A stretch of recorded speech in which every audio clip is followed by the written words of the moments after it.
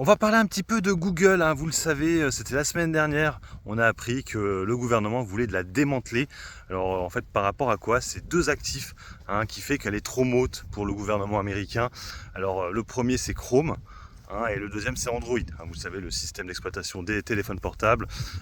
Quasiment tous les téléphones à part Apple sont sur Android. Alors bien sûr il y a aussi Huawei qui a lancé sa propre iOS, on va dire, je sais pas comment on appelle ça. En tout cas, ça peut poser problème à Google. Alors, il y a déjà eu un fait similaire en 2000, alors, en 2000, quand il y a eu la crise des dot-com, avec Microsoft. Finalement, Microsoft, ça s'était fini avec rien de spécial. En fait, ça n'avait pas été scindé, hein. Finalement, ils l'avaient laissé comme ça. Pourtant, la justice avait gagné dans un premier temps. Je crois que Microsoft avait fait appel et finalement, ils s'en étaient sortis et ils avaient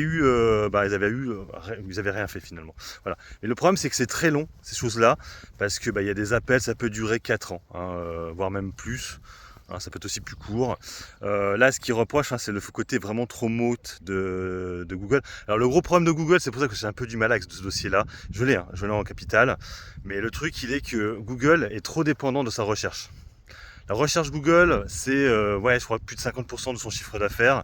Et le problème déjà, je trouve déjà que l'IA va lui poser problème. Je pense à Copilot de Bing, hein. Déjà ça, hein, qui va faire que les gens vont moins utiliser la recherche et vont utiliser des trucs du style Copilot, ChatGPT. Donc déjà ça, c'est un manque à gagner. Et en plus, tu as le gouvernement qui vient les faire chier que maintenant. Il sera plus le faire chier avant, mais c'est maintenant où tu sens déjà qu'elle va être un peu testée, hein, cette recherche Google, par justement l'IA, pour les faire chier en leur disant ouais, en fait les gars, vous gagnez trop là ces derniers temps là, faut scinder, hein. Donc je sais pas ce que ça va donner, hein, mais le truc il est que actuellement sur les techs américaines, on est assez haut, hein, et on a bientôt les T3 qui vont arriver et je suis pas sûr du tout que ça continue à monter. Alors parce qu'en fait c'est Nvidia qui me fait un peu peur. Nvidia a annoncé que le T3 serait moins bon et que le T4 serait bien meilleur, parce que je crois que leur puce là, ce serait vraiment développé au T4. Donc là en fait le T3 il va être assez morose. Je sais pas comment va réagir le marché avec ça. Ouais, ça a été annoncé, donc normalement c'est pricé, mais j'en sais rien. Ça se trouve ils vont être déçus et ils vont quand même vendre. Donc ça va dépendre en fait des résultats de Nvidia, même si ça n'a absolument rien à voir avec Google, je suis d'accord, mais c'est Nvidia qui drive tout ça. C'est-à-dire que si Nvidia publie mal ou il y a une déception, ça va s'effondrer. Et ça, moi, ça me fait un peu peur, hein. Mais ce sera la même chose pour les Palantir, tous les trucs en rapport avec les techs, hein. Moi, vous savez, j'hésite à prendre du Palantir, j'en ai toujours pas pris.